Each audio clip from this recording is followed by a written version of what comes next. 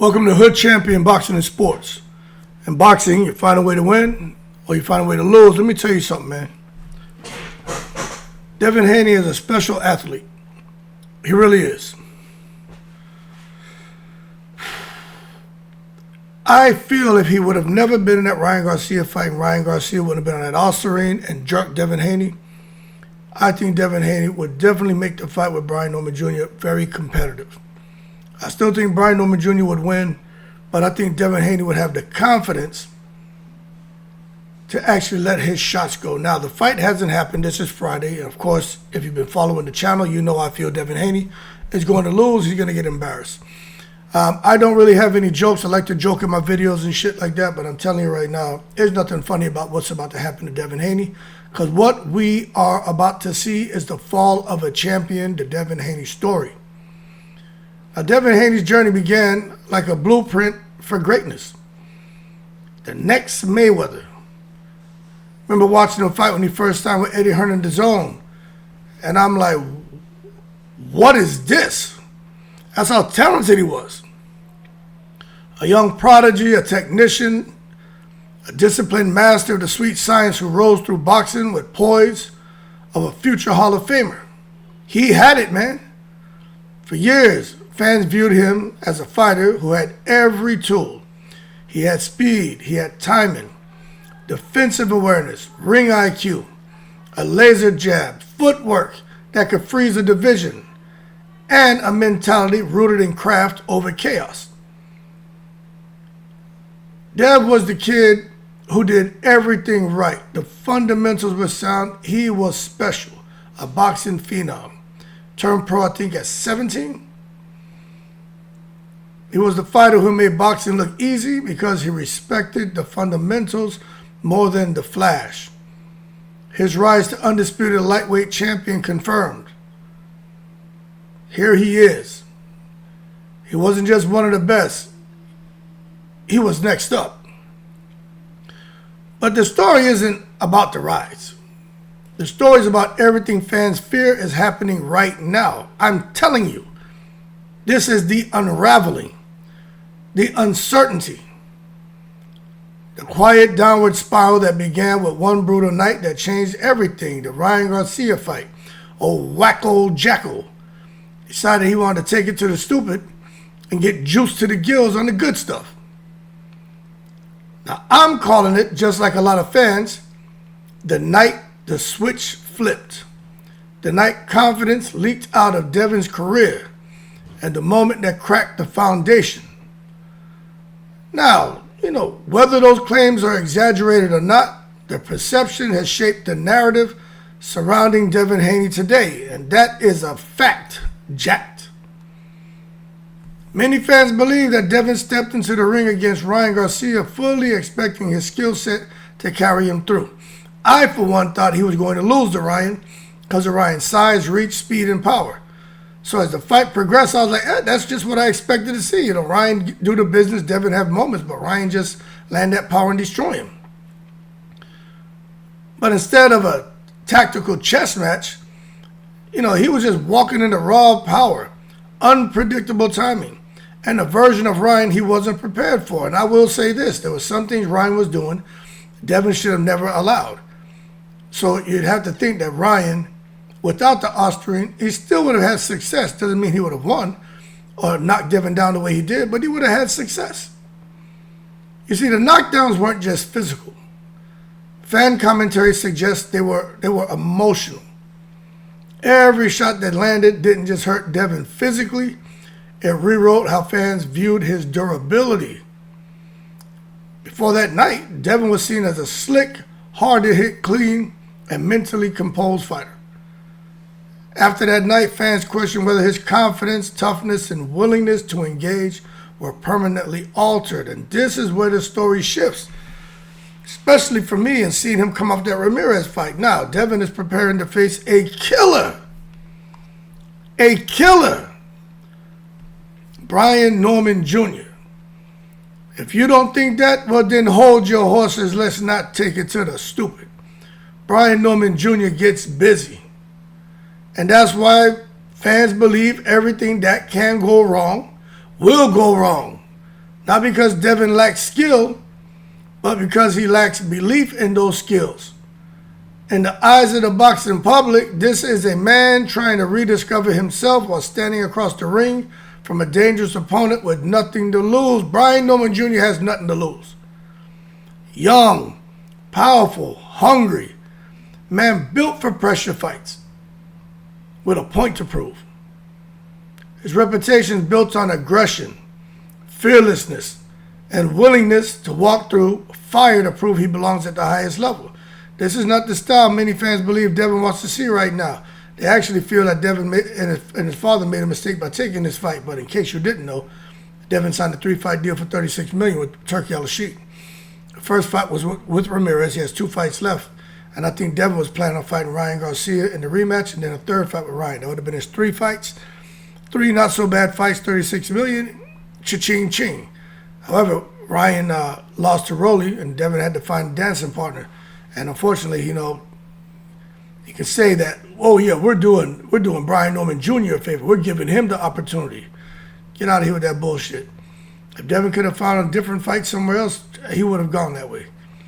Ain't no in the world he looking at Brian Norman Jr.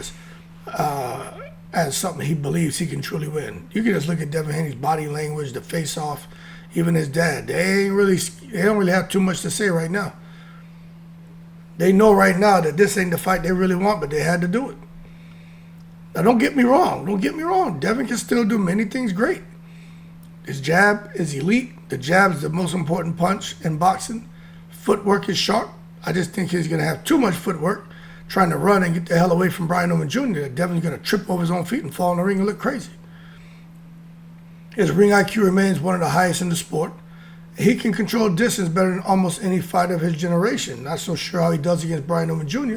because Brian Norman Jr. has a little bit more reach than Devin, and he can do all the things Devin can. And I think he's coming in with confidence, and he has already intimidated Devin.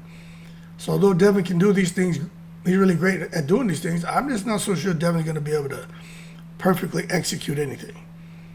But one thing is for sure, he does know how to win rounds, how to frustrate opponents, and how to, break their rhythm. But can he do that with Brian Norman Jr.? I don't know. But I'm going to tell you, the real fear among fans is that he won't do any of these things. Not because he doesn't know how, but because he no longer trusts himself to take the risk required to implement them. He won't take the risk. I don't think he will. But we'll find out soon enough. I just think when you got a guy who's uncertain, not willing to take risks, and he already doesn't have power, that is the central theme in the fall of a champion narrative now. When a fighter loses trust in himself, even his strength begins to collapse. That's the Devin Haney story. You got to understand the psychological aftermath of a punishing defeat can change everything about how a boxer moves, reacts, chooses fights. And they get out the shower to take a piss. They get back in the shower. They don't know what they're doing. They go crazy, man. Once a fighter becomes hesitant to exchange, once he becomes overly defensive or preoccupied with avoiding damage, the entire system begins to crumble, and he doesn't have the right trainer and his dad to help him through those pitfalls. If anything, when Devin falls into the pitfall, Beijing Bill jumping right in there with him because he ain't going to know what to do. You watch Devin, that fantastic jab he's always had, syringe-like going to the body, watch that jab become cautious. Watch that footwork become nervous. Offense going to become rare. Fans start to notice patterns like Devin flinching at shots he once parried with ease or pulling straight back instead of stepping off the line. These habits, if they exist, are not signs of a lack of skill, but signs of a wounded spirit. He's a wounded spirit, man. Now, as the face-off of Brian Norman Jr., let me tell you something. I don't know what the hell that was, but everybody noticed that Devin was acting strange, crazy, deranged, and strange. Pacing, jumping, yelling, beating his chest, trying to project, Let me tell you something. You can try your best to project dominance in a way that doesn't match your usual composed demeanor, and we're going to see right through that. False confidence, you're really overcompensating. We know what it is. You see, when they start behaving out of character during confrontations, often a response to that internal pressure,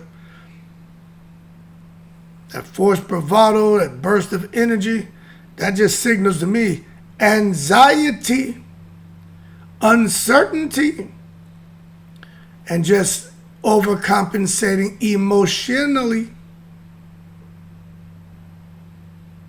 You see, when somebody starts changing their behavior drastically in a stressful moment, that just lets you know, man, that they're insecure, they lack confidence, they're not sure how things are going to work out. That's Devin Haney.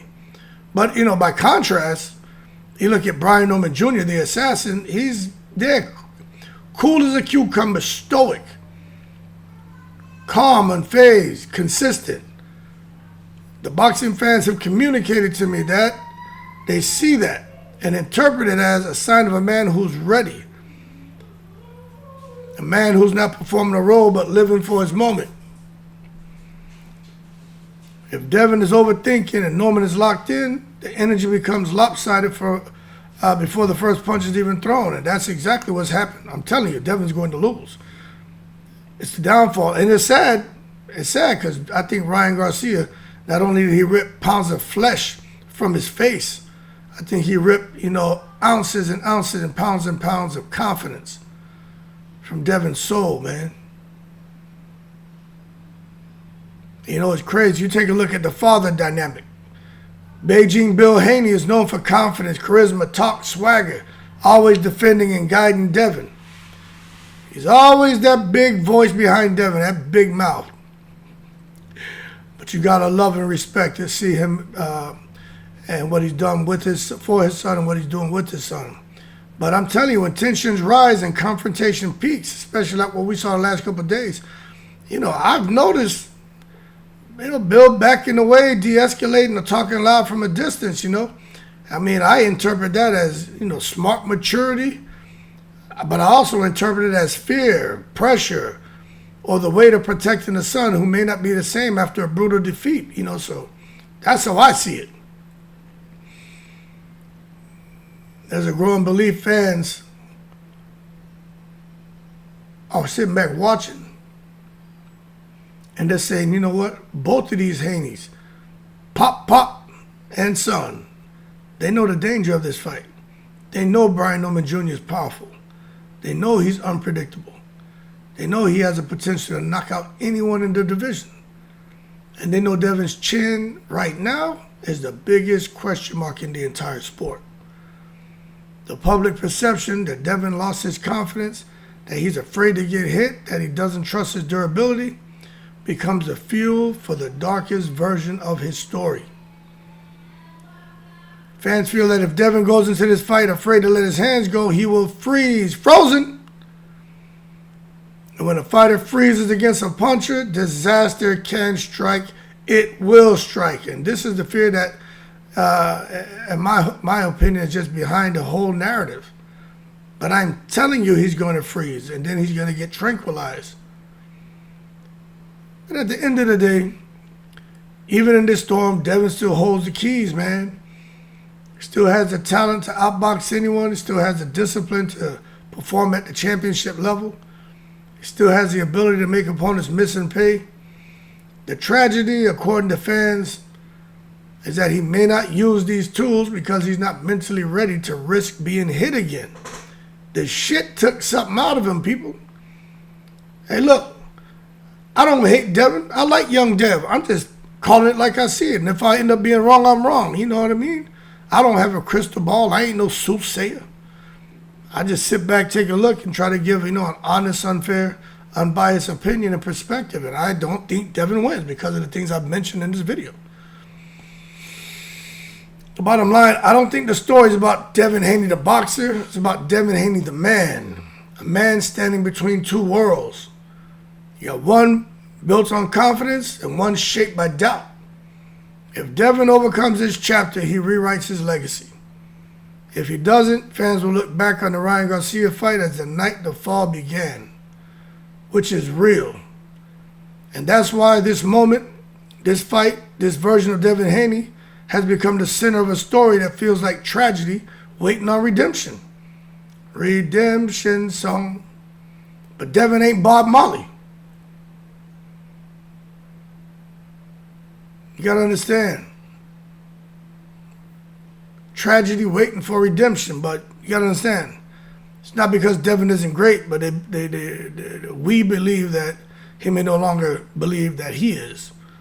And that's why I think what's happening with Devin, tomorrow, the headlines you're going to read, the fall of a champion, and somebody going to try to break it down the way I just did, because this right here is the Devin Haney story. It's unfortunate, but Devin's out of there, people. I don't care what you say. He's out of there. Y'all keep cool. I'm in the breeze.